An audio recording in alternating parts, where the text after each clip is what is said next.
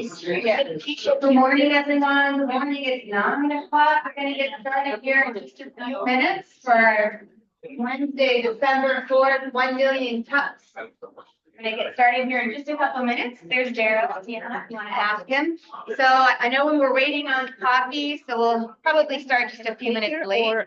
You can just, that's fine. I'm going to go ahead and move to the next slide. And Daryl, you want to make sure our Zoom is recording? Zoom is recording. Double check here. We have a new B2B partner here named Bridget, who does market research. So I'm going to announce her. And Lynette Phillips from Oakland County Economic Development is here. Where is she? She's okay. Lynette Phillips. Lynette Phillips. Did you want to announce those two B2B people at the end? Thank you. Did you just say nah? You don't want to? Annette Phillips. Did you say Annette Phillips? Lynette. Lynette Phillips. Yes. All right, good morning, Colleen. There's Colleen. There's Colleen. Oh, yes. We already got that all. You got to give her I did. clicker. Oh, that's your clicker? That's my clicker. Oh, so we don't need it? Except I left the other part of it. All right, everyone, we're going to get started. It's 9 o'clock. Hopefully you can hear me. And I think Carmen's turned the music off so we can get our event started here today. Welcome back, everyone. We're really glad that you came here today because we have a great presenter. We have a few things to announce. And I'm Melissa Wilson. If you haven't met me before, I'm one of the volunteer organizers for 1 Million Cups. I'm an MC, and I've been supporting 1 Million Cups since 2018. Can you hear me, Josh? No, there's probably still like 15 of them. Okay, but can you hear me in the back, Colleen? Hi, welcome. Can you hear me in the back? All right, because this is our main presenting room. This is what we're working with, so I'm going to go ahead and make sure that we stay on time. I think live is happening right now. So we'll take care of a few housekeeping things while we're waiting for our friends in the kitchen to come here. Just know that every week when you come to 1 Million Cups, we have free coffee. Free coffee is almost always sponsored by one of our community supporters. So we have coffee. Sometimes we'll have snacks. Today we have amazing sweet potato pie. And quiche. And quiche, yes, and quiche. So,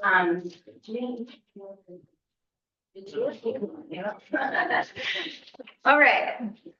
I want to welcome Lynette. We haven't met yet. Hi, Lynette. I'm Melissa.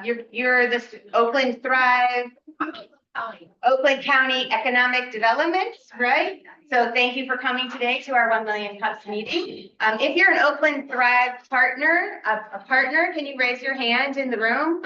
I see Bridget. Hi there, Tanisha. Do we have any other partners? And then, yep, okay. What's your name? Oh, that's right. I knew that. Okay. So I'm just pointing that out for those in the room. If you want to say hi to these folks that are here, they are here to support new business owners, the people who are in startups. 1 Million Cups is set up specifically for startup businesses. 1 Million Cups was launched in 2012 by the Kauffman Foundation out of Kansas City, Missouri. And they were discovering that all the money they were putting into startup businesses was kind of slipping away. So they had a grassroots effort go out in the community in Kansas City 13 years ago to meet up in coffee shops with startup business owners, right? So that they could kind of talk to them on a more casual level and see what it is that they could offer to help them stay active and sustainable in their business. So 1 Million Cups was born because it takes 1 million cups of coffee, right, to make those relationships that we need to keep our startup businesses fully functional and sustainable. One of the things that's changed over the years with 1 Million Cups is that they are now using the tagline that they are radically inclusive. So we make a strong effort here at our Detroit Metro community to be as inclusive as possible. By seeing as many people who continue to come back here week after week, I feel that you can feel that from us, right? So who has been here before? If you can just raise your hands. So look around at all your friends, right? Whether you're here every week or not, we're here every week and we're super happy that you come. If you're a new person who's never been here before, can you raise your hand just so we can say hi to you as we move around today? Yeah? Okay, cool. There's a couple of us here today. Thank you for coming. We meet every single week. 8:30 is when coffee is served, and then 9 to 10 is our presentation. So we're doing a few minutes of housekeeping right now. Want to mention that we do have a Zoom room active through the end of this year. Do we have anyone on Zoom, Daryl? You do? We do? We have 4 people on Zoom. 4 people on Zoom, and we also are running YouTube Live, which I'm sure I keep walking out of the camera. Yeah, do YouTube Live. So eventually we're going to not have Zoom and just have YouTube Live because 1 Million Cuts headquarters is getting rid of our account, everybody's account, because they want us all to meet in person. That's why not, right? We meet in person. This is how we do this. I forgot to ask another question. If you've been a presenter here in Detroit Metro before, can you raise your hand if you've presented before? Look at all you guys coming back. Thank you for coming back, because this ecosystem is where we want you to be here to be able to continue to offer your support to the people who do present. And so speaking of that, I'm just going to say that rule right now, right in the beginning. So when our presenter finishes their 5 to 10 minute presentation today, the audience then gets the opportunity to offer suggestions or collaborations or connections, or even just experiences that they can offer the presenter that they've had to help them sort of see, you know, yes, keep going, keep taking the next step on this journey because you've got this, and I'm here to offer you something to support what you offer. So we want you to come up and speak on the microphone. So they can be on the Zoom and it can be on the YouTube, and then everyone else in the room can hear it. Because even if you think you're loud from up here, maybe we can't hear you way back where PJ's sitting by the Christmas tree down there. Okay, so a couple of announcements. Let's see. Well, first I want to thank the coffee sponsor, right? Thank you so much for bringing the coffee today. And you bring the coffee and the sweet potato, actually. So you paid for the coffee, which is Darren Jones, who presented here on the 20th of November on his business. So we're happy to keep you all in this community. Another announcement is by our venue. So our venue here is Incubizo. Hope you guys love this as much as we do. We love this working space. Josh and Carmen are supports here, and they are offering a special for $99. You can work here, $99 only for 1 million cuts people that come to these. $99 a month. You have to do a 12-month commitment, but this is a pretty low price point for them that they're offering, and we're really excited that it's going to be offered just to our group of how many? 50 people. So consider talking to Josh and Carmen about that later. They do have a QR code to get you more information about that. All right, any other announcements? Okay, so can we go to the next slide, Daryl? We don't have a clicker up here. So we do want to remind everyone that you too can be a presenter. If you have not been a presenter before, as you saw, there's probably 5 or 6 presenters in the room, and you're considering applying to present. It's very simple. 1millioncuts.com/present. It's like a 3 or 4 question questionnaire. Who are you? What is your business? And where are you stuck? Like, what are you looking to garner from this community to help you to move forward and sustain your business, right? So we're always looking for presenters. We have the opportunity for you to receive media coverage. There's experts in the room. There are people that are Open Drive partners that can always help you, but you have to come up and be vulnerable and present. Now, notice that I'm saying present and not pitch, right? So this community is not about pitching. There is one company that will get to pitch today, and that is Sweet Potato Delights. She'll get to pitch at the end, right? And that means, you know, she's going to tell you what she has to sell and ask you to buy it and see if you have any compliments or comments for what she's provided. Totally fine. The presenter, not pitching. They're coming up here and being kind of vulnerable in a way, right? Because you want to be a confident business owner. But in this room, we're all going to be able to help them, you know, overcome some of the things that are holding them back. Now, we do want organizers to join our committee. So organizing is a volunteer position. So I'm a volunteer organizer. Daryl's a volunteer organizer here at the Zoom. Who else is in? Benjamin, David Benjamin is a volunteer. Christina is an organizer. We have a new organizer joining us. Milton, can you raise your hand? He's a past presenter. PJ in the back, recent past presenter. And so we get together once a week on Friday morning for an hour virtual meeting to talk about how things went today and what are we expecting to happen next week. Do we have anything coming through the pipeline? We talk about who is going to be a presenter and if there's any people that we can invite to be in the room to support what that particular person is presenting on. It's volunteer. We're looking for people to help us with our marketing channels. So David Benjamin is our kind of lead in marketing, but we have YouTube, LinkedIn, Facebook, and Instagram. So if we had one person just watching each one of those, that'd be really helpful, which would mean volunteering about an hour or so of your time a week. So if you're interested, apply to be an organizer. You can just do that from the main website. All right, you go to the next one. Okay, so last night, this is taking me a smidge longer than normal, so sorry. But last night I went to the 1Million Cups headquarters mixer. It was virtual. It was all of the regions around the United States. And there were a few organizers on there. It's always so good to hear that there are active communities just like ours that are super excited and think they're the best. And like Dallas thought they had the best group, and Boston thought they had the best group, but Tampa thought they had the best group. I just kept my mouth closed. I was like, we have a good secret here.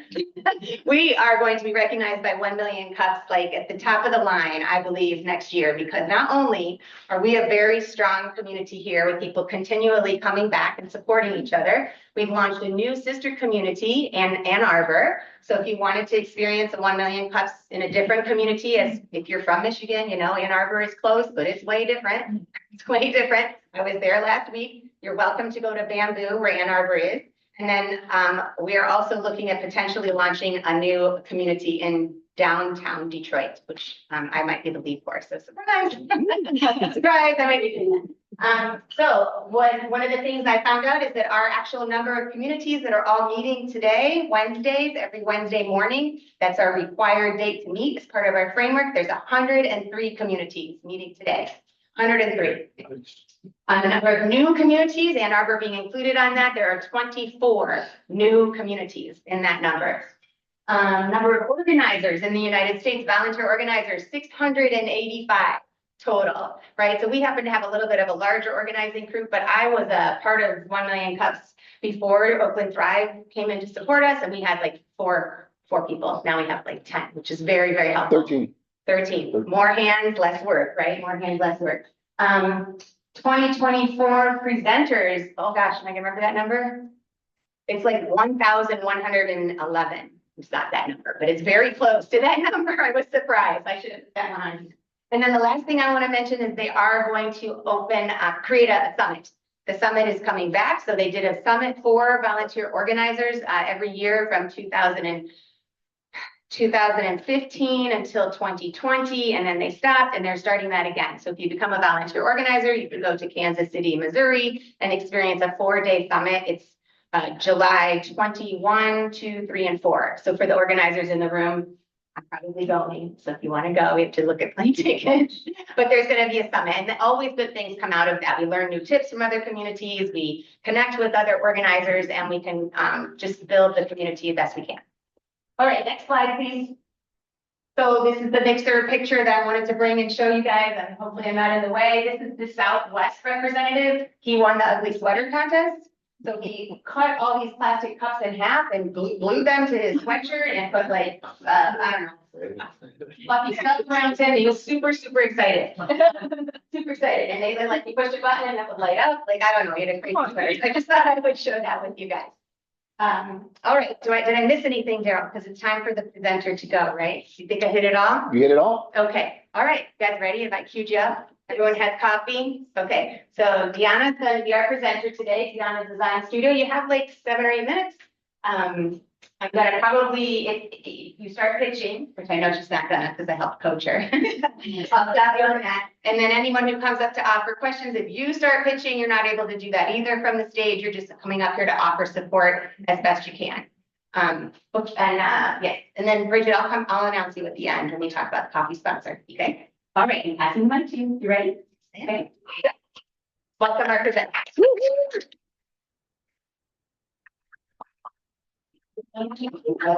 Good morning. My name is Dijana Bucalo, and the spelling of my name is unusual. So a long time ago, on one of the business classes that I took, I was suggested to use my personal name as a name of my business just because of the different spelling. Actually, I'm from Bosnia, and I just want to give you just a little bit of about my name. The J is pronounced as a yes, so this is why Dijana. We can go to the next. Okay, who's Dijana and Dijana Design Studio LLC? All my life, I had a passion for the creating. Sewing was very common in my family, and it was not surprised, and I took that as a profession. So I am trained fashion designer. In fact, in the days, we learned how to really make the garments. So we had to know, in the schools, they taught us the tailoring, really, I mean, detailed tailoring and designing and what the fabric is made of. So it was not really surprised, and I took that as my profession. When I came in America in 1996 from Bosnia after war, I started as a seamstress for low minimum wage. I didn't speak any of English, so I apologize if I butcher some words today. I'm still learning.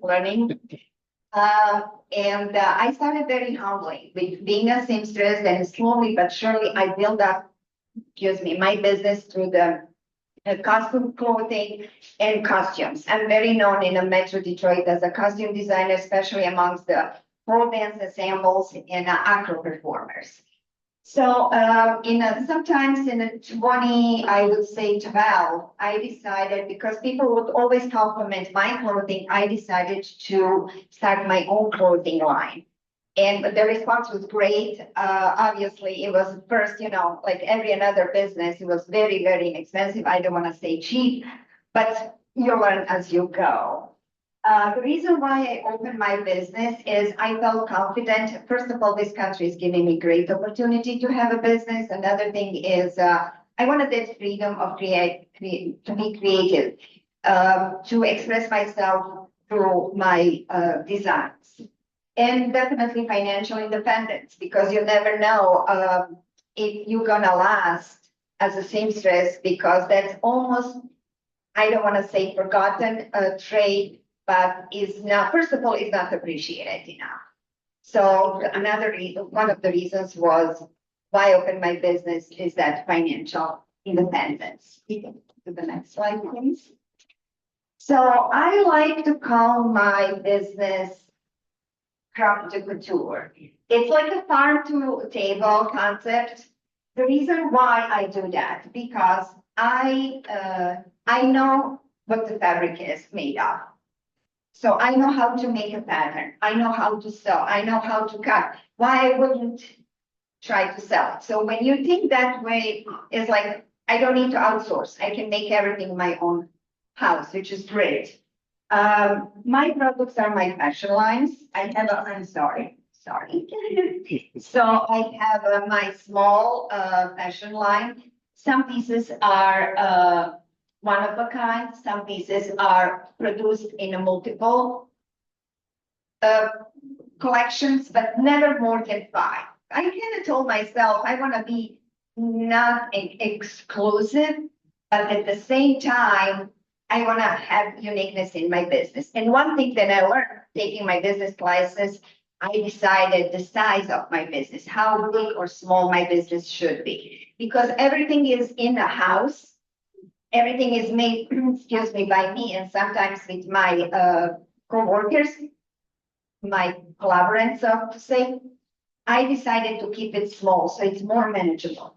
I do offer services, and I work with a few interior designers here. I offer them services, making like a home, like a tablecloths, napkins, pillowcases, stuff like that. We can go to the next slide, please, Dara. There you go. What's my challenge? My first studio, I always say I started from home, from the basement, like every another small business. Then I moved to Midtown Detroit, and I think many of you know where the International Institute is. So I had a beautiful studio with like a 22 feet glass window. It was great. Exposure was great. I was doing really, really nice. But my clients had the trouble coming when how Detroit was growing, so to say, coming back. My business is going down because of the traffic. So I would end up being in the studio till 9, 10 o'clock at night waiting for my clients because they couldn't come from the areas where they live. So I decided to move back to Royal Oak. In Royal Oak, I opened a store, but at the same, partially I was working from home. And I'll come back to that store, but in 2016, 17, I believe, so I built my own studio. So basically my studio is in my backyard. With the concept, okay, I'm gonna have the people coming here. I can make like the open studio days I can have people coming here and they can shop. You know, they can see machinery, they can see everything, where everything is made. I was like, that's a great concept because, again, I'm from Europe and this is, you can see numerous of the boutiques with the same concept. You can see machinery, you can see where everything is made. And then on this side, everything is sold. So anyway, I realized that's not gonna work, especially after COVID.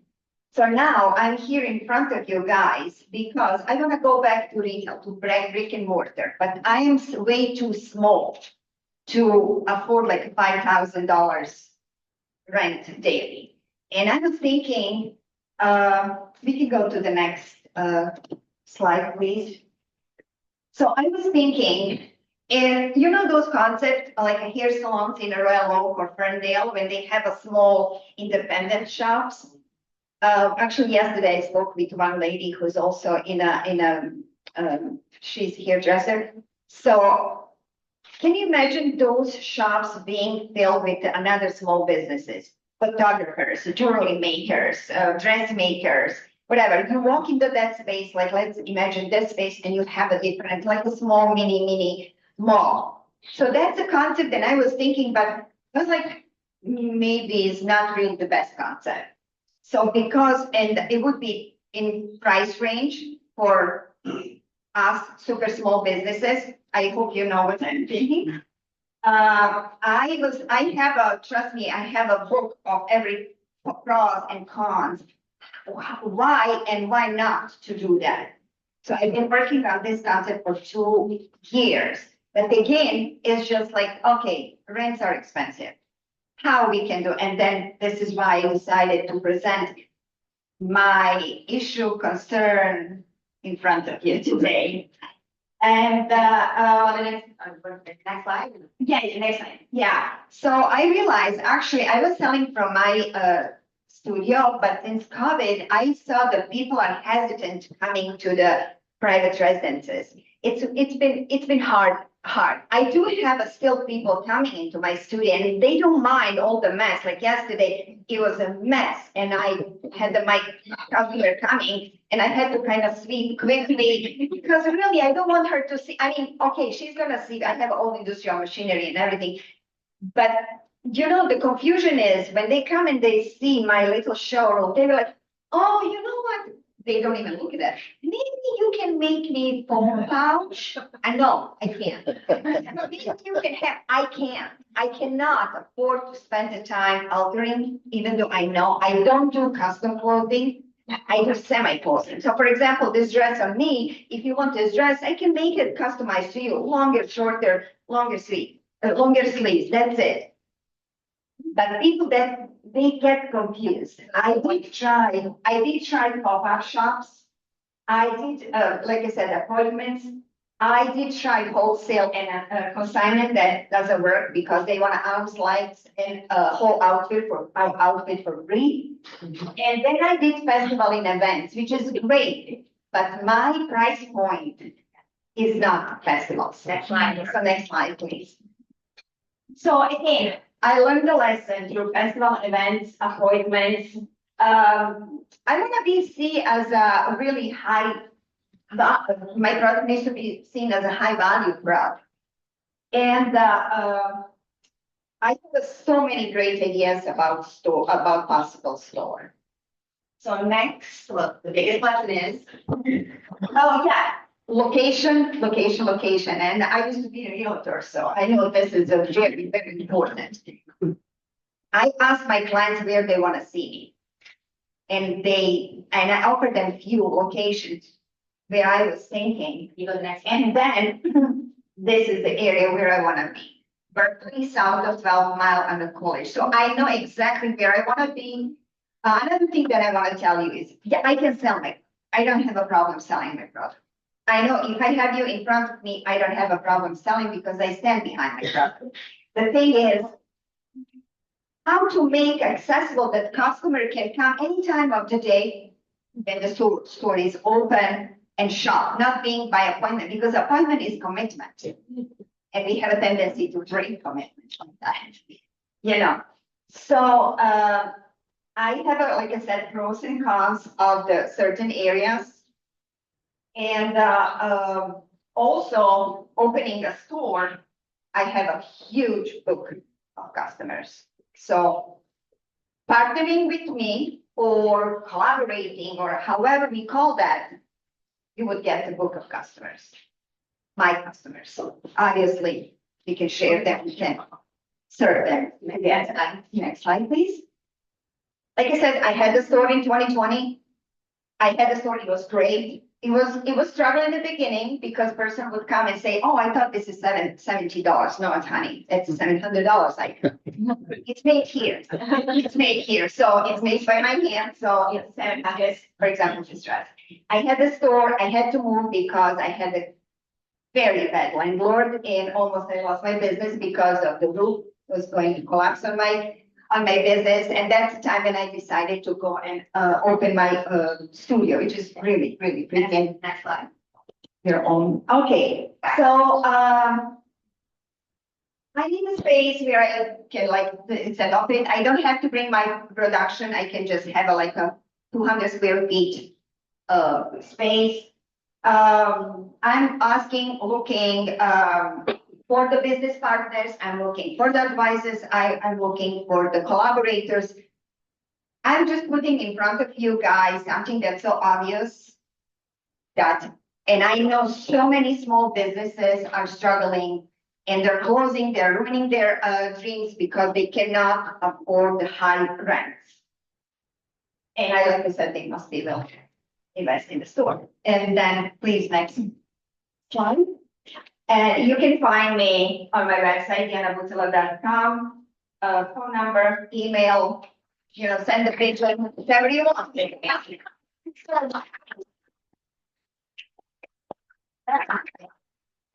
Okay, that was amazing. So I wanted to say a couple things. One, we typically only have presenters who've been in business 5 years or less. However, Saidi, who's part of Oakland Thrive, has been consulting with Dijana and saw this issue. And I saw this too when I was coaching. This is something we can help her with, right? She's looking for her people. So whether you're in business a long time or a short time, when it's an issue that keeps you at like a startup type level, you're going to be able to have a position here to present. So consider that. I thought you did amazing on your presentation. You did great for that. Absolutely. I'd like to offer some suggestions or experiences that you've had. If you can come line up over here to the left, and we're going to pass the microphone to you. So yes, fine. Yes, I'm let's do this. That was so good. Good.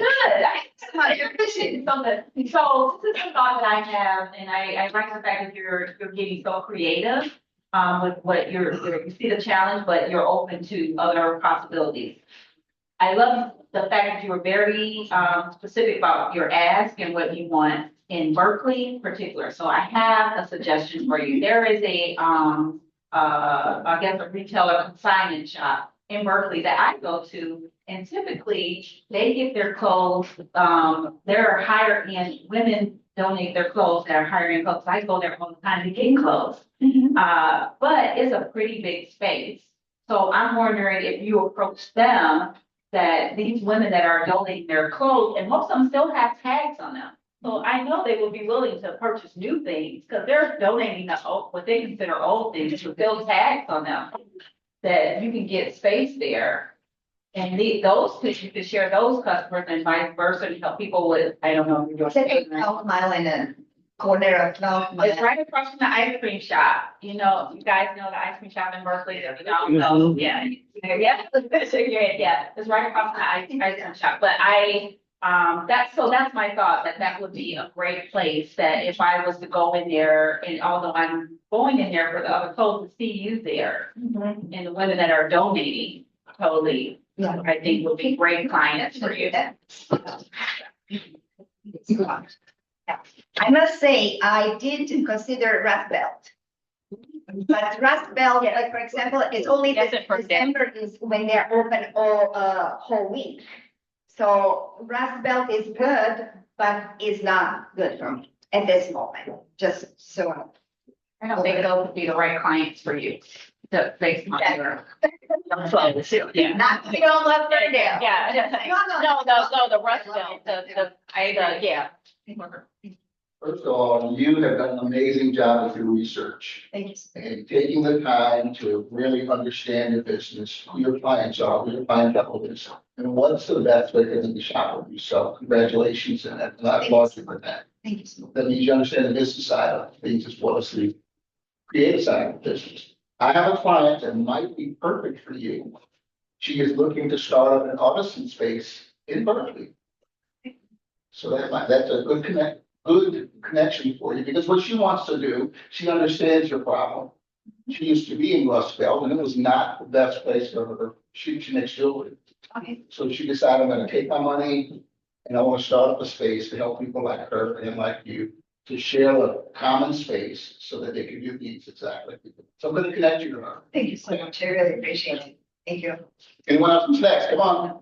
Michelle. Also- I I want to just say something also. Sometimes when I went to see a few properties and they ask you for budget, what I'm gonna tell them? I can't afford $5,000. And if I tell them less, they don't take you seriously. So that's a problem too. You know, We are exceptionally quiet today. it's interesting Very- topic, very probably. So, yeah, come on up. Come Very on. much appreciate it for our home audience. I am totally impressed and I'm all with you. Thank you so much. You know, she's a grassroots from her own basement, right in her own home, and just because she's amazing, right? So I'm just gonna give a suggestion. She may not like it, but you're talking to a person that comes from a background of retail marketing. So I started my career at Incubizo, New York, as a buyer Wow. years ago. And I stayed in retail for a long time. I was even on the vendor side for Asian companies with handbags, and I ended up moving into retail marketing, which is store retail, right, for licensing products.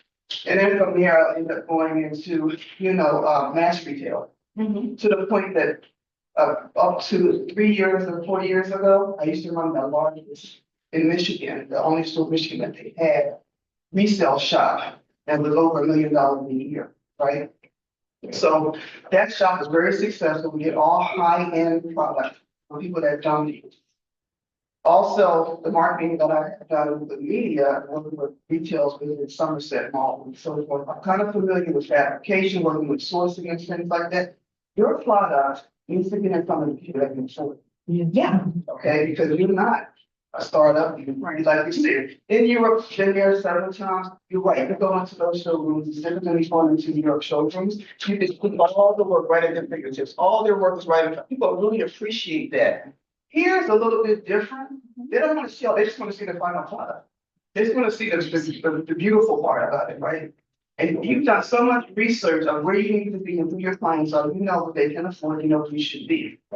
My only suggestion is while you're seeking the right location just for your shop, one of the things that I would suggest is look at who is the best partner for you, who's already established where your clients also shop. Let's just pretend let's just pretend for sake they're not around in the Gordon Taylor or Saks or something. They could give you a boutique within their retail space because you already have a line of clients. You already have a book of business that guarantees this. They want to partner with someone like that because they're always looking for something different. You don't need but too much, like you said, you don't need but a small space. You're a specialty shop. Everybody can get to you. If you can handle how much you're going to be making from that, I'll look pictures of them. Yeah, I saw that concept very similar last year at Somerset Hall. Had a little area where they would come out. I was like, I can't even, who I'm gonna ask, Do you have a connection for her? You know. I have some people that were they will still be around. My manager used to work at the time when I was at Kmart doing buying for kids fashion. She was in the fashion group of Michigan, and they're still around. And that's where you should be in that group. The fashion group of Michigan. I have to look at the exact name of it, but I'm telling you, the connections you would make there to help you get it to where you need to be. Get this It'd be like, Is Fashion Group of Michigan an association? yes. Okay, That's so she has to be in that That's a great, association. and that's a great. Fashion But you definitely fit the mold of what they're looking for, but that's space. Thank you so much. That's not. Yeah, I saw that, but I thought that's. No, no, it's not hard. It's not hard. Oh, that's- I'm gonna start with a question. Have you identified the types of businesses that you want to partner with before you get to this someone in terms of industry or what it's like? It would be accessory business, it would be jewelry business, it could be, like I said, photography business, it could be any artist. As long as that person, I would love to have a made in Michigan product, so that would be our strong, like a selling point. It would be something that's just very unique, not very unique, but unique, and also the price range. Mhm. You know, Okay. I mean, I did hear that some of my prices are almost like a wholesale prices, because my overhead is low, I can keep my prices, but you know, they're not really. So, I don't know if my idea is a good one or not. Like, doing research in terms of going to, for example, Rust Belt, you know, you don't want to be in there, there's a lot of vendors. You might walk around, find some vendors that you like for work. You might want to have a conversation with them. They may be looking for a retail spot more permanent than that, or they may know someone, right? So it's just spending time going to events or places like that where there are more of like a pop-up or a short-term for different, for those businesses and just have conversations with them. And because now you're seeking them out of kind of like your work and then have a conversation with people that you like, that think you want to work. Yeah, I did exchange an email with, I think it's Fingry and, leather, manufacturer. Agree. Yeah, I'm sorry, yeah. Agree, yes. So, and also, what's another men's shoemaker, I cannot remember, I did exchange, but I did the backward, I was like, I'm gonna find the spot, then I'm gonna invite you.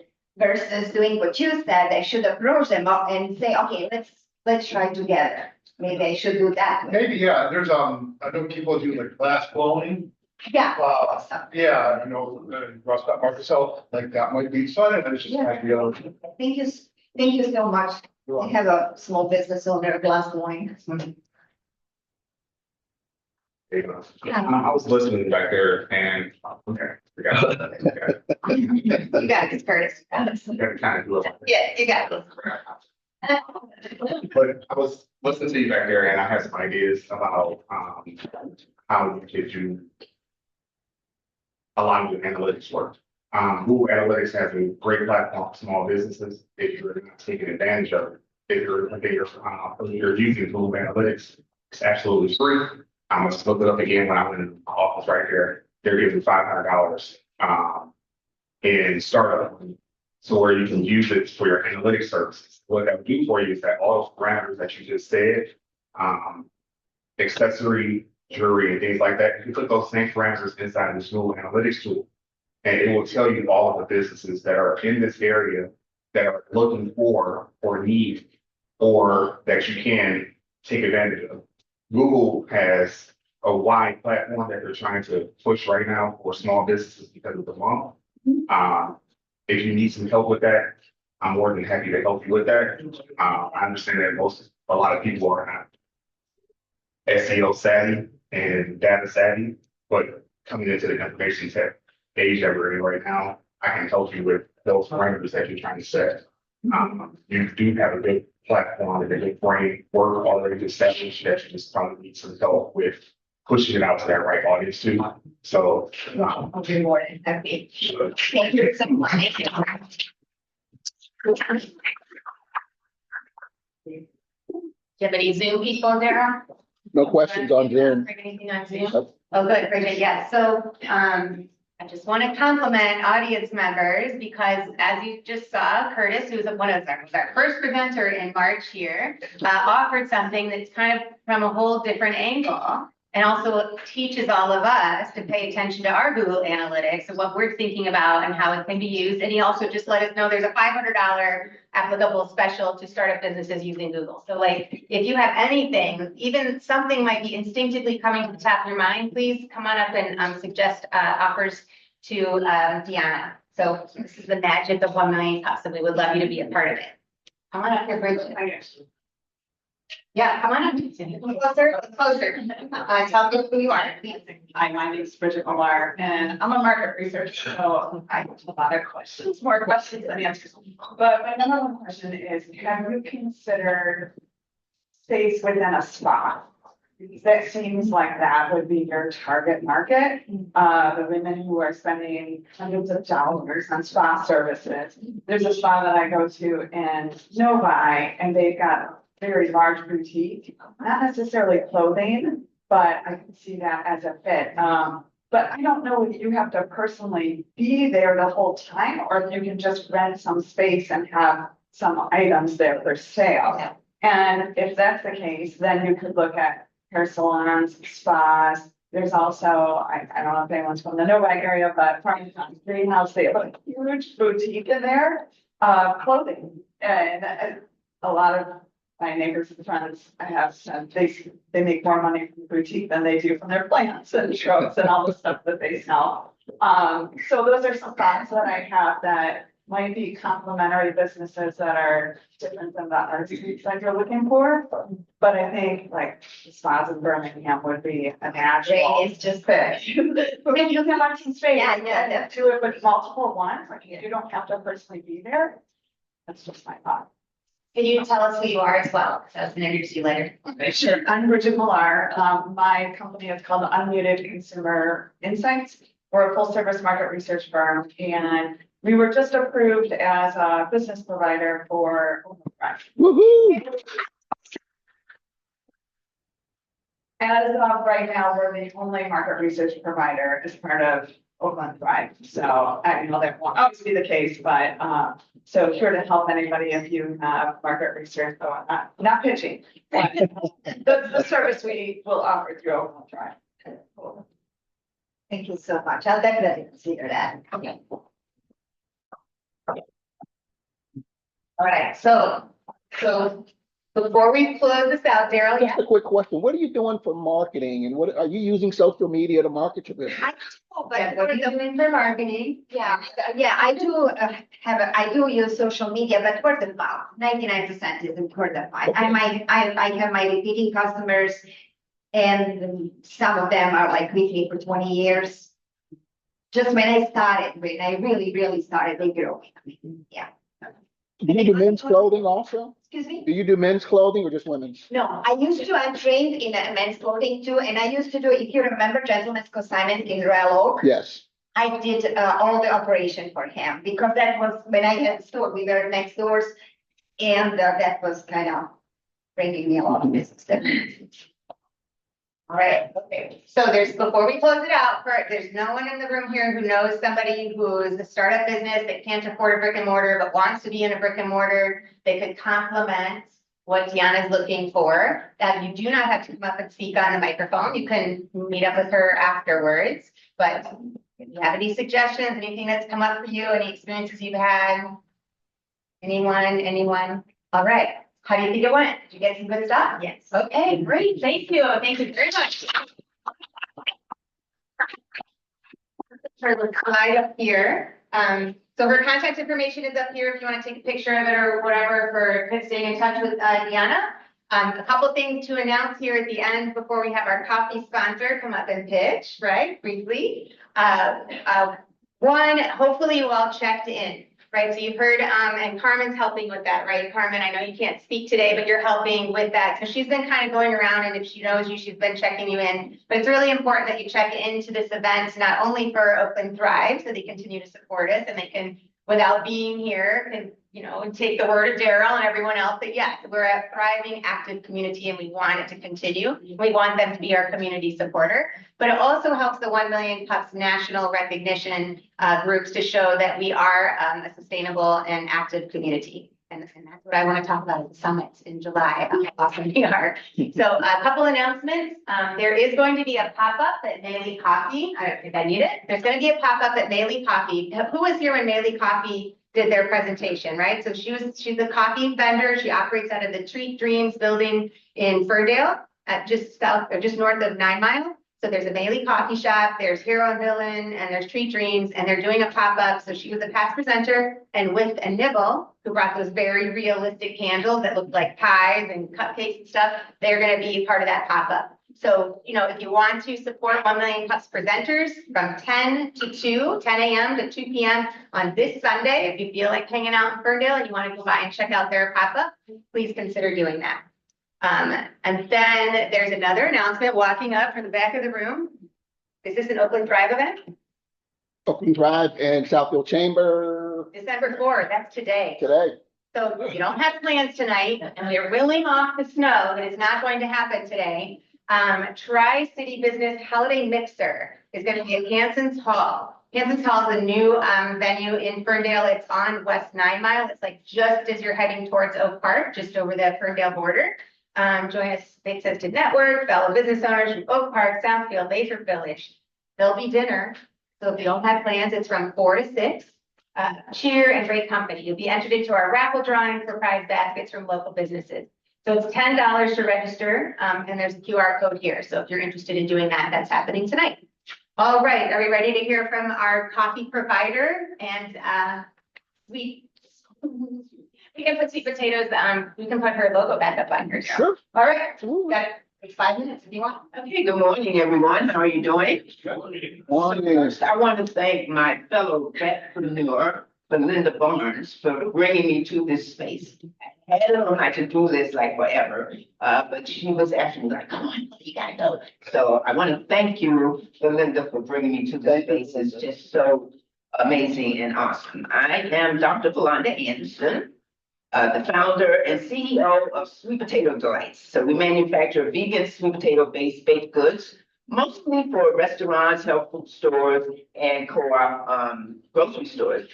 Pre-pandemic, we were going down the grocery store lane, big box grocery store lane, got kicked off planogram and did the pivot. And it's been really, really amazing, the pivot to the restaurants. I am a nutritionist by heart, so I'm always happy that I can create very tasty food, but at the end of the day, for me, it's really important that it be healthy and tasty. So I hope you have enjoyed the breakfast quiche, which does have sweet potato in it, the cranberry muffins, and today is National Cookie Day. Who knew, right?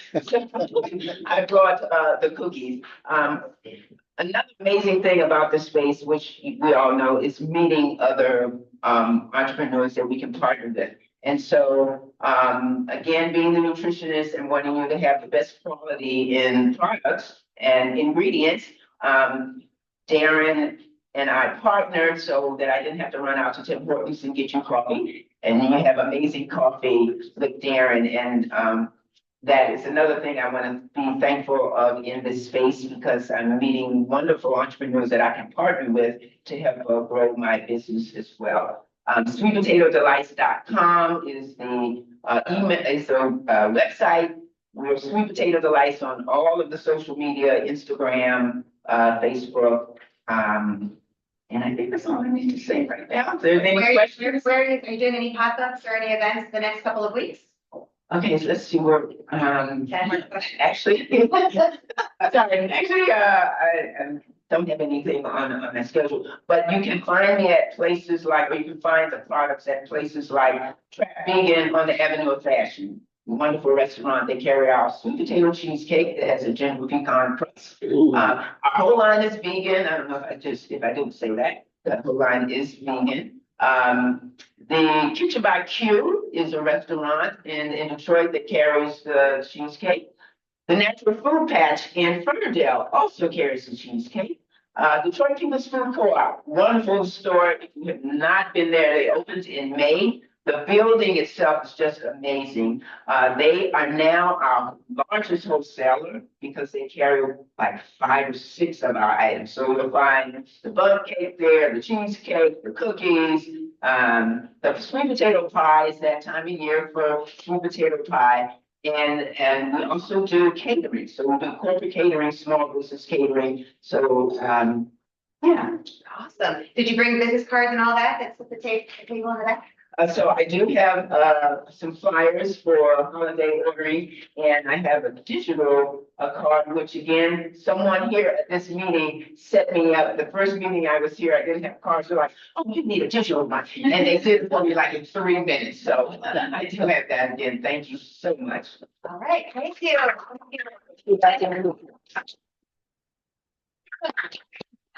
That's like the loveliest pitch I've ever heard. That was so great. And I love your pants. Those are super cool. I just want them. So, okay, we're going to take our group picture. So if you're okay with that, we would love for you to be in our group picture. I use it as the thumbnail to put on our YouTube video. So if you ever want to go back and see what happened in this group, especially for pitching and presenting people. So if we can gather around Carmen, who works here at Incubizo, is our magnificent photographer. I think we're going to end it early so we get extra time for networking today. So Carmen, where would you like us to gather for the group picture? I'm gonna go up there. Okay, we're going to come up to where I am, and then we're going to give our presenter, Dijana, a congratulatory travel cup. Thank you for presenting. You'll be in front and center.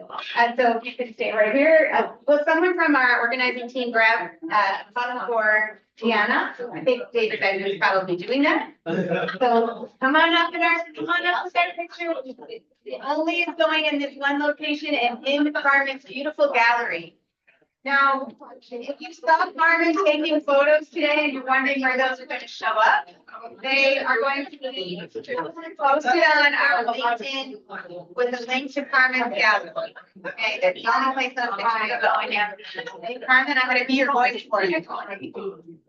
All right, come on up, Carmina. Come on up, Justin. Christian. So we're gonna squeeze in like in this zone. So you guys over here on my left, your right, can you squeeze in a little bit more? Move forward up here. We can take the third row. We can take the third row. Now, what's cool about, not cool about today actually, is that Carmen has laryngitis. Setting us up to make sure this is a great photo. Come on.